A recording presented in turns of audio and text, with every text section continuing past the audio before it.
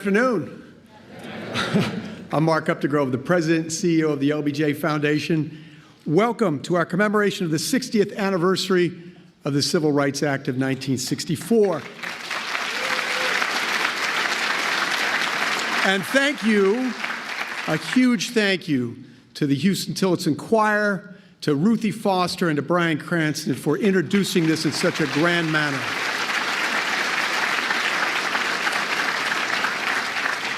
The walls of the LBJ Auditorium once again echo with history and voices from the past.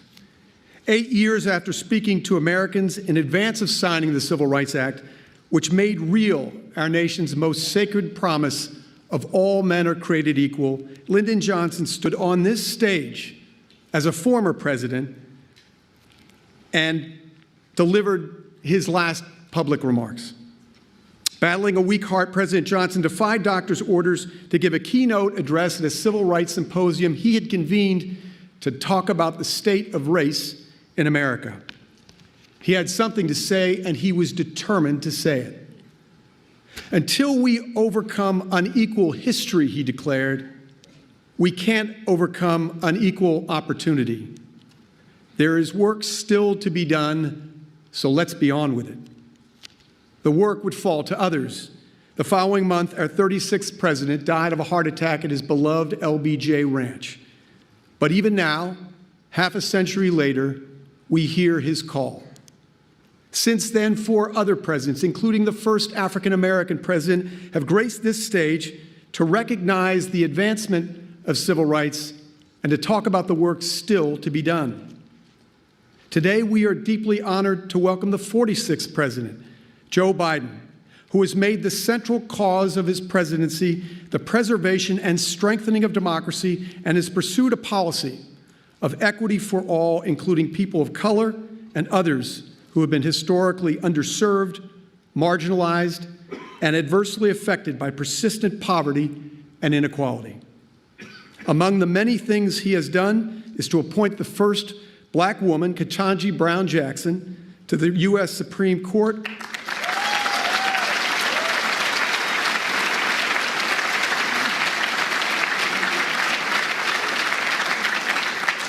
and to choose as his running mate Kamala Harris, the first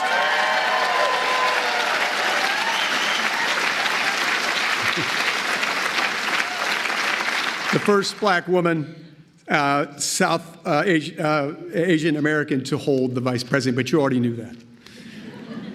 We are grateful to President Biden for his policy to bolster voting rights, which have been severely weakened since Lyndon Johnson signed the Voting Rights Act in 1965, and for all of his efforts to return our nation to the democratic norms and values that provide ballast to our great republic. Dr. Martin Luther King said, "The arc of the moral universe is long, but it bends toward justice." America is at its strongest when justice prevails, and when the winds of change make our country more united, more inclusive, more righteous. The Civil Rights Act we commemorate today, as well as the Voting Rights Act and Fair Housing Act, all championed and signed by Lyndon Johnson, are on exhibition in the LBJ Library's Great Hall just above us. Those transformative laws are surrounded by iconic photographs of the activists who held the front lines of the civil rights movement, and whose unyielding fearlessness in the face of racial tyranny helped bend the arc of the moral universe toward justice and a more perfect union. Among them is Andrew Young, who stood by the side of Martin Luther King Jr. as a lieutenant in the movement they forged as much as any. Upon awarding Ambassador Young the Medal of Freedom, President Jimmy Carter said, "Andy Young is the brightest star in the American firmament. He's a man who represents integrity and understanding, humility and purpose. He has carried on well the heritage of Martin Luther King." To introduce the President of the United States, ladies and gentlemen, please join me in welcoming Ambassador Andrew Young.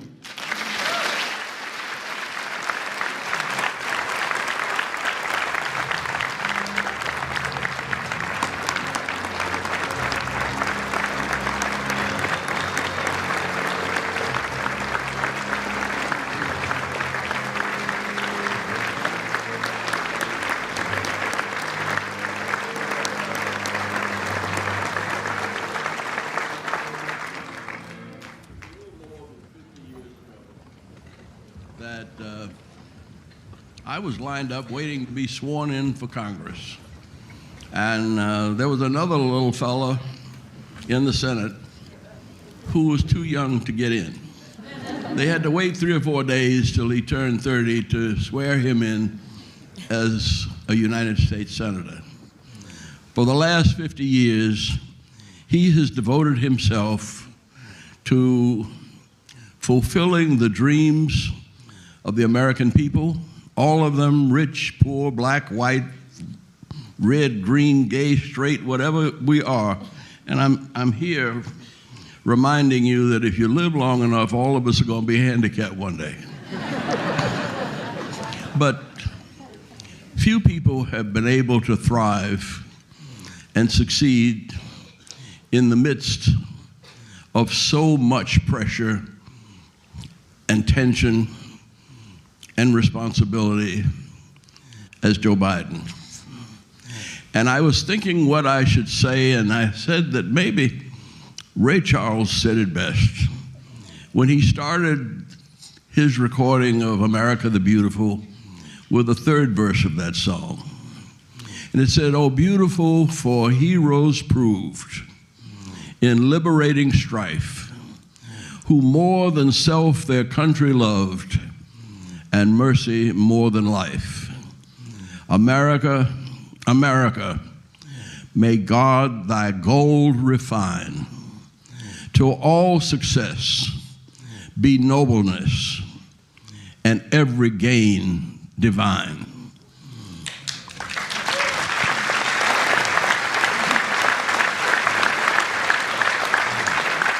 I think that is a promise fulfilled in the life of the 46th President of the United States, Joseph Biden.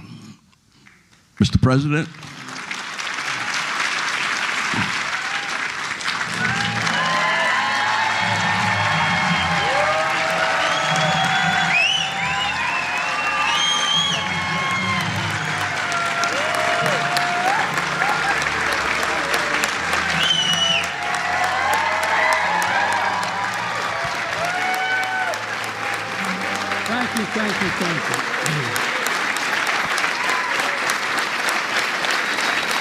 Thank you.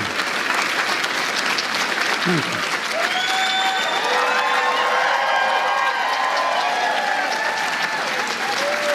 Thank you.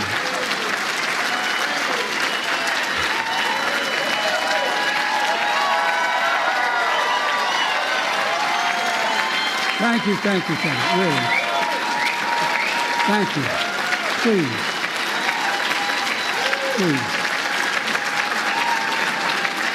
Thank you, Mr. Ambassador. Mr. Ambassador, thanks for that introduction, and above all, for your friendship over the years. There's literally one word that comes to mind every time I think of Andy Young. The word's integrity, absolute integrity. And thank you to the Johnson family for carrying forward the legacy of a truly great president and first lady. Your mom was incredible as well.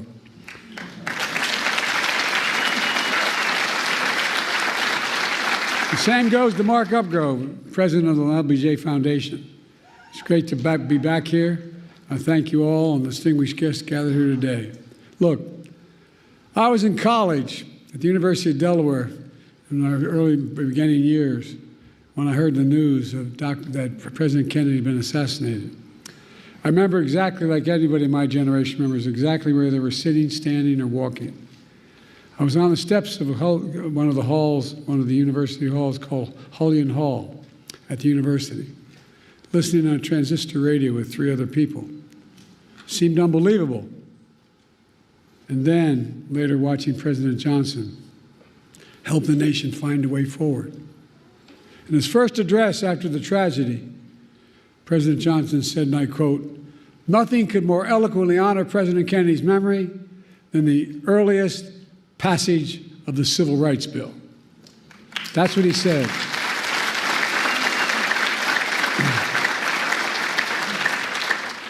As a kid coming up, I always admired President Johnson for his public service, whether it was a school teacher in South Texas, Master of the United States Senate, historic Vice President and President, his philosophy was simple. In a great society, no one should be left behind. He'd say, it's time for us to come to see that every American gets a decent break and a fair chance to make good. And as Andy Young said, President Johnson met repeatedly with the civil rights leaders and built a coalition to bring that vision to life. And he did. He brought it to life. Over 50 years, the LBJ Foundation has convened this symposium to reflect one of the crowning achievements, the Civil Rights Act of 1964, a defining moment that has since opened doors of opportunities for all Americans, regardless of race, sexual orientation, gender identity, religion, national origin. Together with the Voting Rights Act and the Fair Housing Act, these three landmark laws he signed are remarkable in their scale and their scope. Taken together, these three acts have made this nation fundamentally more fair, fundamentally more just, and most importantly, fundamentally more consistent with our founding principles. For real. And we're a better nation because of them. We must be clear. Their work, our work, is not done. It's not done. We do not celebrate these laws as part of our past, but as critical components of our future. President Johnson understood what President Lincoln understood in his own time, that the courts would determine the scale and scope of our laws. Over 100 years after the Emancipation Proclamation, President Johnson vowed, in his words, to do this job that Lincoln started, by challenging the court to live up to its constitutional responsibility. He did that by nominating Thurgood Marshall as the first black justice of the Supreme Court.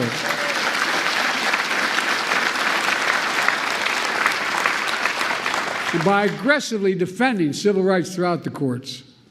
But now, we live in a different era. In recent years, extreme opinions that the Supreme Court has handed down have undermined long-established civil rights principles and protections.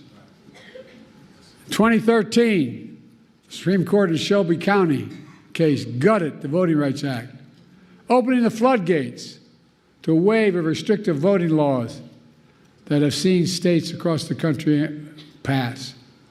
In 2022, the court overruled Roe v. Wade and the right to choose that had been the law of the land for 50 years. 50 years. The following year, the same court eviscerated affirmative action, which had been upheld and reaffirmed for nearly 50 years as well. And now, there's an extreme movement and agenda called Project 2025. Well, by the way, they're serious, man. They're planning another onslaught attacking civil rights in America. For example, Project 2025 calls aggressively attacking diversity, equity, and inclusion all across all aspects of American life. This extreme MAGA movement even proposes to end birthright citizenship. That's how far they've come. End birthright citizenship, which if you're born in America, you're an American citizen. That's how extreme these guys are. This issue and so many other civil rights that Americans take for granted are likely to come before the court in the years to come. And most recently and most shockingly, the Supreme Court established in Trump versus the United States a dangerous precedent. They ruled, as you know, that the President of the United States has immunity for potential crimes he may have committed while in office. Immunity. This nation was founded on the principle there are no kings in America. Each of us is equal before the law. No one is above the law.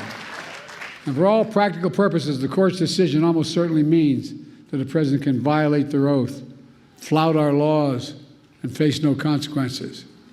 Here's what Justice Sotomayor, Supreme Court Justice, wrote in her dissent, and I quote, "Under the majority's reasoning, the President now will be insulated from criminal prosecution. Orders a Navy SEAL Team 6 to assassinate a political rival. Immune. Organizes a military coup to hold on to power. Immune. Takes a bribe in exchange for a pardon. Immune. In every use of official power, the President is now a king above the law." Just what Justice Sotomayor wrote in her dissent. Folks, just imagine what a president could do in trampling civil rights and liberties given such immunity. The court's being used to weaponize an extreme and unchecked agenda. This decision is a total affront to the basic expectations we have for those who wield the power in this nation, that they are expected to be wholly accountable under the law. The President is no longer constrained by the law, and only limits on abuse of power will be self-imposed by the President alone. That's a fundamentally flawed view and a fundamentally flawed principle, a dangerous principle. On top of its extreme decisions, the court is mired in a crisis of ethics. These scandals involving the justices have caused public opinion to question the court's fairness and independence that are essential to faithfully carrying out its mission of equal justice under the law. For example, there are documented reports of a decades-long effort to reshape the judiciary, including the Supreme Court backed by shadow special interests that also support Project 2025. Undisclosed gift to justice is worth hundreds of thousands of dollars from wealthy benefactors who have interest before the very court they're contributing to. Conflicts of interest from those connected to January 6th insurrectionists. And a blatant attack on nominating and confirming justices of the court itself. Do you all remember when Justice Scalia died in February of 2016? And the Republicans blocked the President's nomination, President Obama's nomination, to fill that vacancy for nearly a year by making up an entirely new standard that there be no confirmations of the court during an election year. But then, when Justice Ginsburg died in 2020, Republicans rushed through the President Trump's nominee at the very same time votes are being cast in an election that Trump would lose. It's outrageous.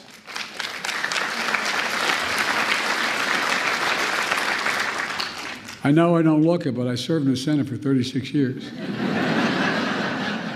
including as chairman and ranking member of the Judiciary Committee.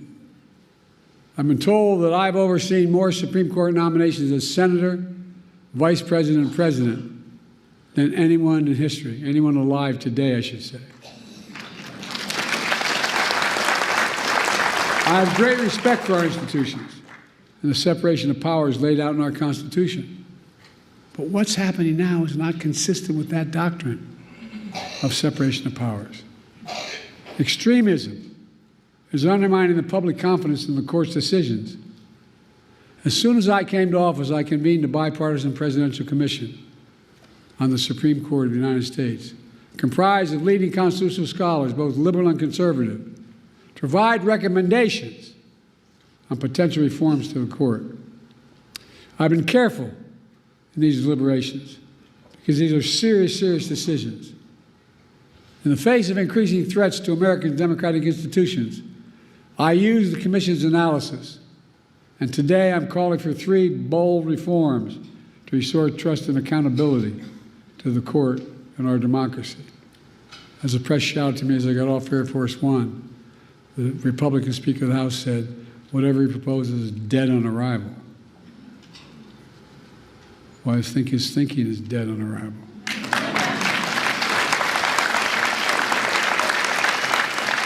First, I'm calling for a constitutional amendment called No One is Above the Law Amendment. It holds,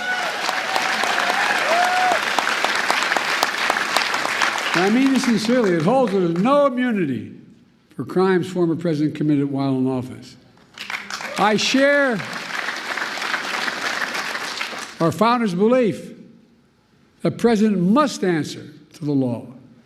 The president is accountable in the exercise of the great power of the presidency. We're a nation of laws, not kings and dictators.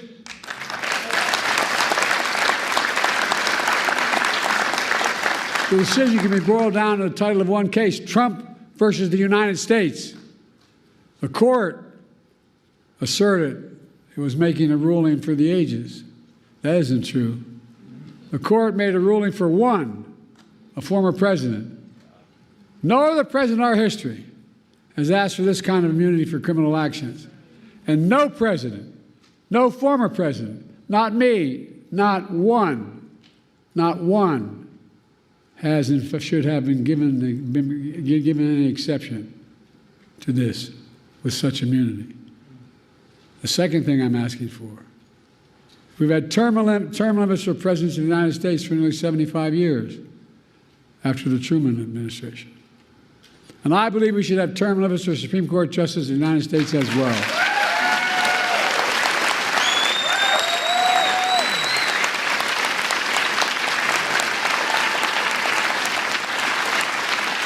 In fact, the United States is the only major constitutional democracy that gives lifetime seats in their high court. Term limits would help ensure that the court membership changes with some regularity. That would make timing for the court's nomination more predictable and less arbitrary. It would reduce the chance that any single presidency imposes undue influence in generations to come. The bipartisan commission I convened analyzed various term limit structures. Based on their report, I believe the best structure is the 18-year term limit.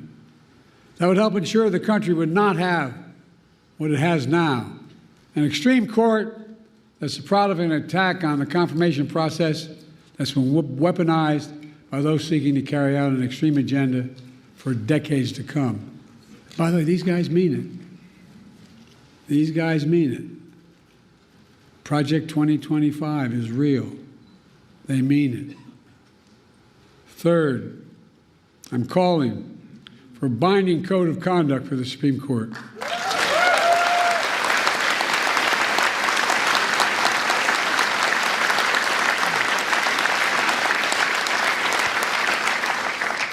Supreme Court's current ethics code is weak and, even more frightening, voluntary.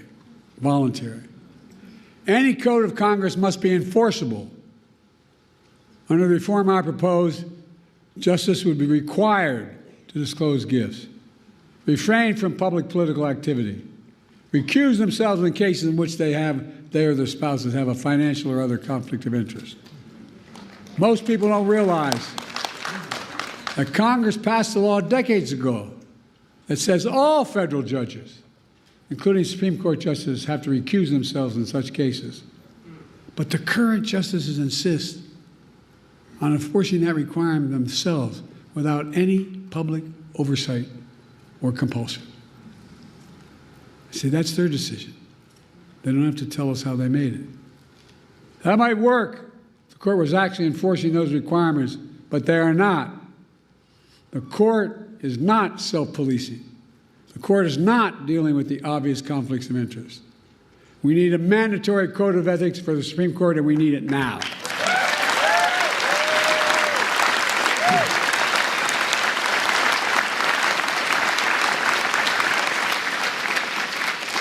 My fellow Americans, based on all my experience, I'm certain we need these reforms. We need these reforms to restore trust in the courts, preserve the system of checks and balances that are vital to our democracy. There are also common sense reforms that a vast majority of the American people support, as well as leading constitutional law scholars, progressives, and conservatives. I look forward to working with the Congress to implement these necessary reforms. A number of members of Congress are here today. Let me close with this. President Johnson signed the Civil Rights Act of 1964 just 2 days before the 4th of July. He said in that bill signing, and I quote, "This is a proud triumph, yet those who founded our country knew the freedom would be secure only if Each generation fought to renew in largest meaning, end of quote. That's what I've tried to do throughout my career, inspired by the cause of civil rights.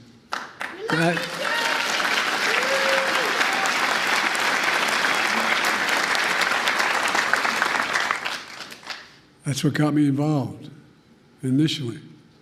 My state was a state that was segregated by law.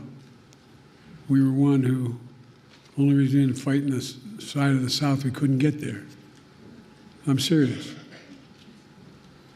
What motivated me to be a public defender, a county councilman, I'll never forget, I had a good job with a big trial firm.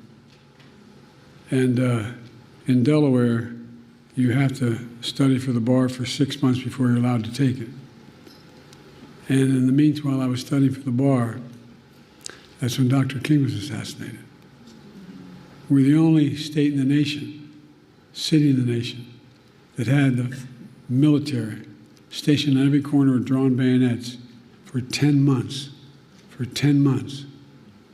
insisting, because we had a very conservative Democratic governor. In those days, when the Democrats won, they could choose to be part of the Southern Governors or Northeast Governors Conference. They choose the Southern Governors Conference lots of times. But guess what? It got me engaged. I love how reading these biographies of me now that I knew I was going to run for president.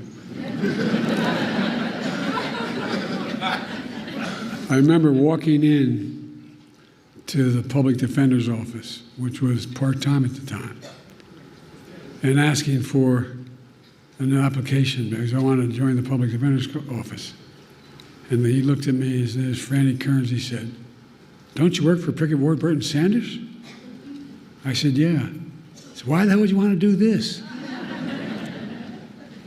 Not a joke. But I said, "Let me do it." I became a public defender. Folks, here's the deal. Because I got engaged like a lot of you do, whether you run for office or not. You get engaged and you want to change things.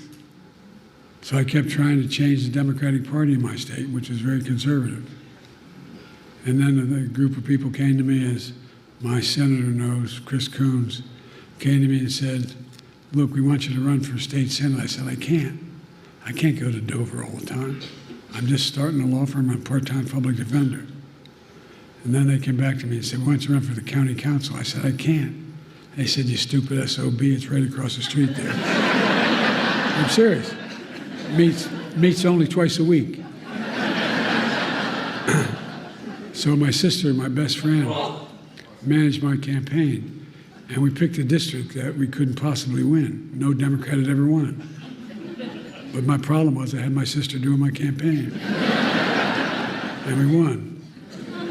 Next thing I know, I was part of a group assigned as young senators, young elected officials, to try to bring the party around to get someone to run for the United States Senate.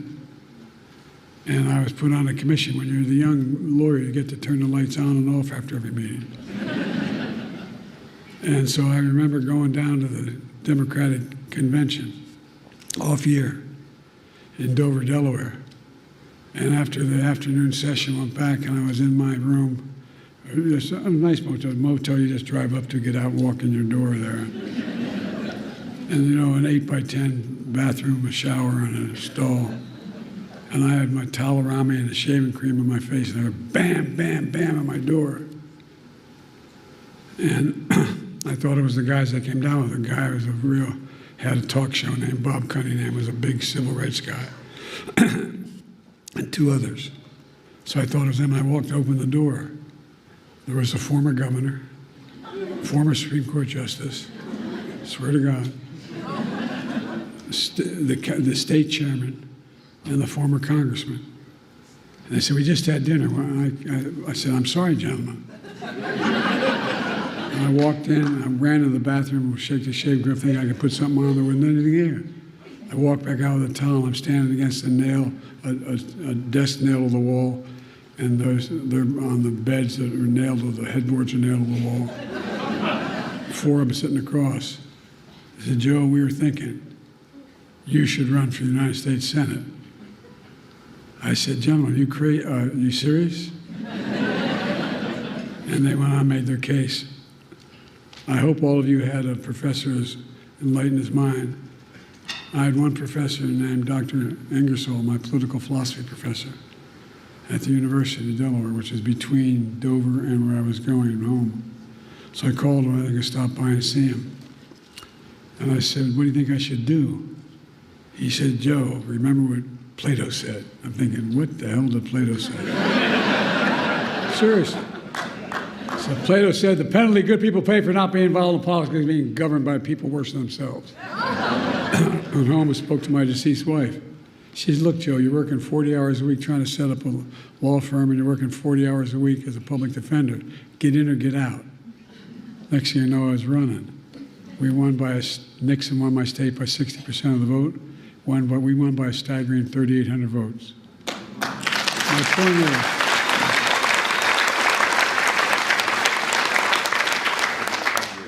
I didn't know what the hell I was doing. But look, and I went on to be able to I had to wait a little bit to be sworn in. You got to be 30 to be sworn in. And then I was the vice president, the first African-American president in American history.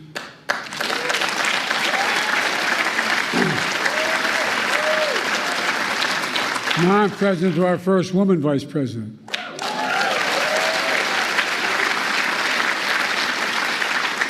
I've made clear how I feel about Kamala, and she's been an incredible partner to me, a champion of civil rights throughout her career.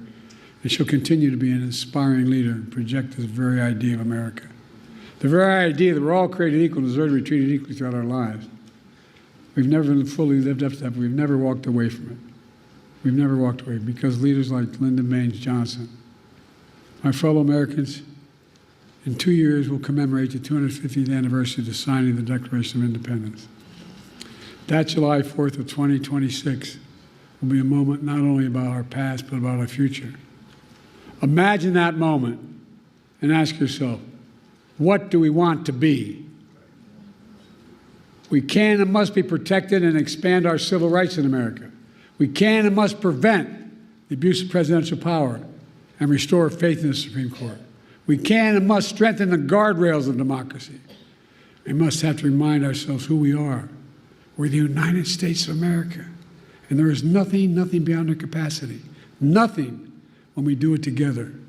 So let's stay together, and God bless you all. Lyndon Johnson, Lady Bird Johnson, and may God bless the whole family. Ladies and gentlemen, may God protect our troops. Thank you for listening.